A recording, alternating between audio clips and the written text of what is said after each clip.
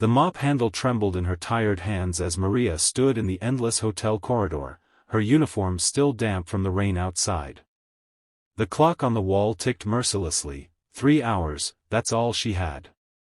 Her supervisor's mocking voice still echoed in her ears like a cruel melody. If you clean all rooms in 3 hours, you keep your job. If not, don't bother coming tomorrow. He laughed when he said it, a harsh, hollow laugh that stung worse than any insult. 3 hours to clean 22 rooms, rooms left in chaos after a wedding party that had spilled into every corner of the floor. It was impossible. But Maria had no choice. She needed this job, not for herself, but for the little girl sleeping at her neighbor's house tonight, dreaming on an empty stomach. If you believe in kindness, second chances, and the strength of the human spirit, please like, comment, share, and subscribe to Kindness Stories, because stories like this remind us that compassion can still change the world. Maria had been a housekeeper at the Grand Crescent Hotel for almost 6 years. She never complained, never asked for favors. Even when her husband left and her health began to fail, she showed up every morning before dawn, quietly wiping tables and changing sheets with care. But that morning, when she arrived a few minutes late, soaked from the rain, clutching her old umbrella that had turned inside out, Mr. Collins, the floor manager, saw his chance. He had never liked her. He thought she was too slow, too soft, too old for the job. So he smirked and gave her an impossible task, knowing she would fail. 3 hours, he said. Prove your worth, or pack up. Then he walked away, leaving muddy footprints she would have to clean next.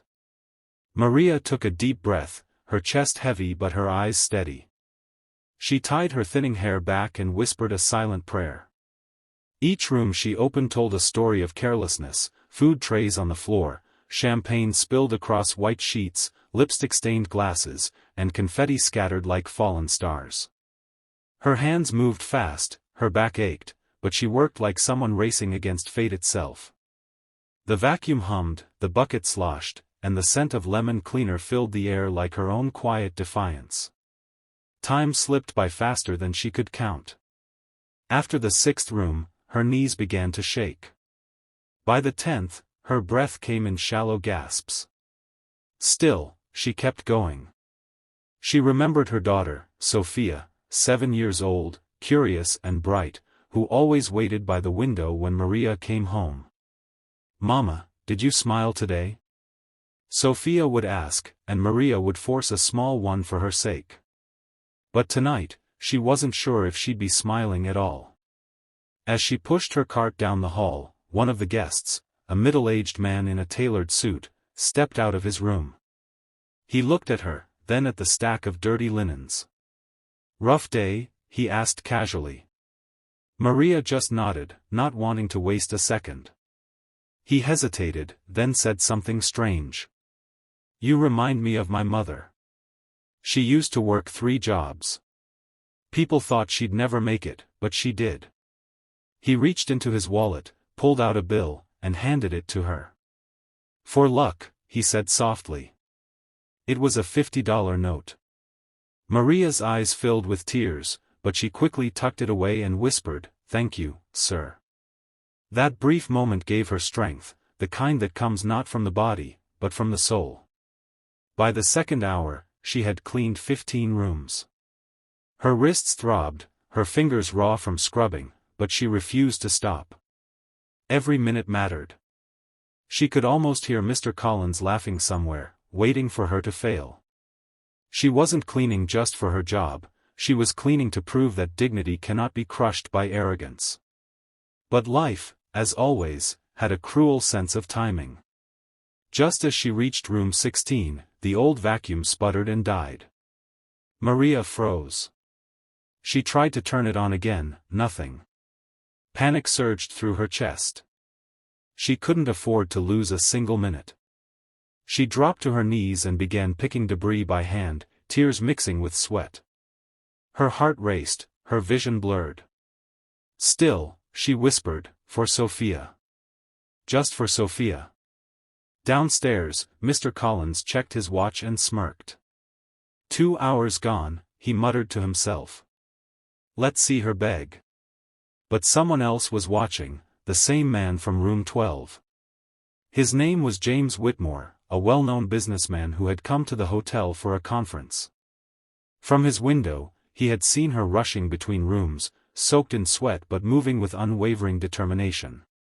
Something about her stirred an ache in him, a reminder of his own mother's struggles after his father died. Without a second thought, he called the front desk. "Can you send maintenance to the 4th floor immediately?" he said. "The cleaning equipment's broken." Moments later, a young janitor appeared with a new vacuum and a gentle smile. "Someone called this in for you," he said.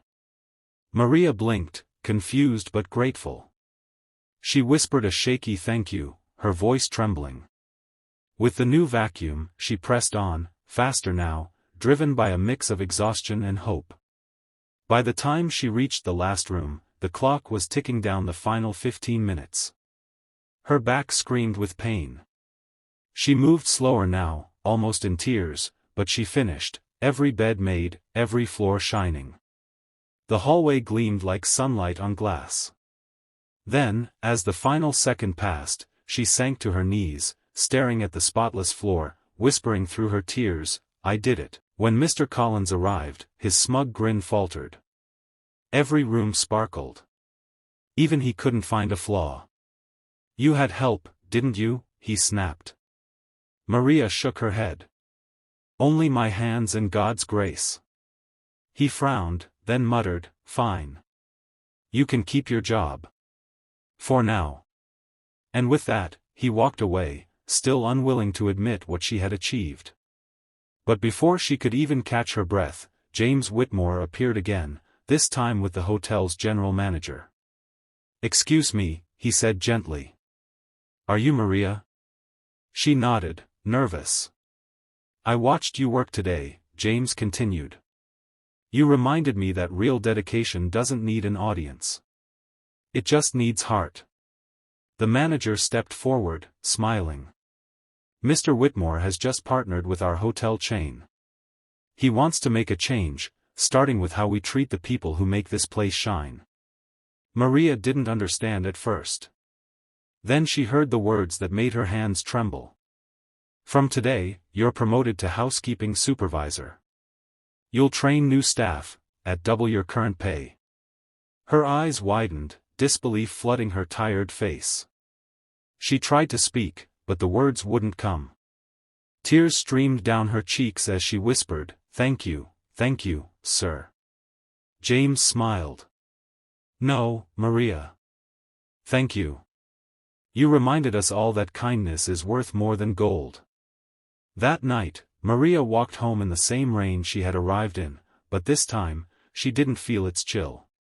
She stopped at the small bakery on the corner and bought Sophia her favorite pastry, something she hadn't done in months. When she reached home, Sophia ran into her arms. "Mama, you're smiling today," she said. Maria nodded, holding her close. "Yes, my love. Today, we smile." The next morning, when Maria returned to work, she wore her old uniform one last time.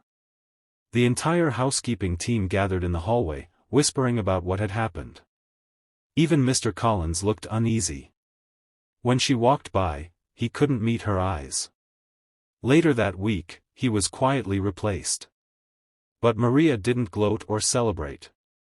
She simply did what she always did, worked with heart, treated everyone with respect, and carried her quiet grace like a badge of honor. In the months that followed, the hotel changed. James implemented new policies, fair hours, bonuses for staff, and an education fund for workers' children. It was Maria's story that had inspired it all. Guests began to notice the difference, not in the rooms, but in the smiles of those who cared for them. Maria never sought praise or fame. But one evening, as she walked through the lobby, she noticed a framed plaque on the wall, dedicated to Maria Lopez, for reminding us that every act of hard work deserves dignity. She stood there, tears in her eyes, whispering a silent prayer of thanks. Her story spread quietly, not through headlines, but through hearts. A single act of endurance had rippled into a wave of kindness. And somewhere deep inside, she knew her late mother would have been proud. If this story touched your heart, please take a moment to like, share, and subscribe to Kindness Stories, and remember, sometimes the smallest acts of resilience can inspire the biggest changes.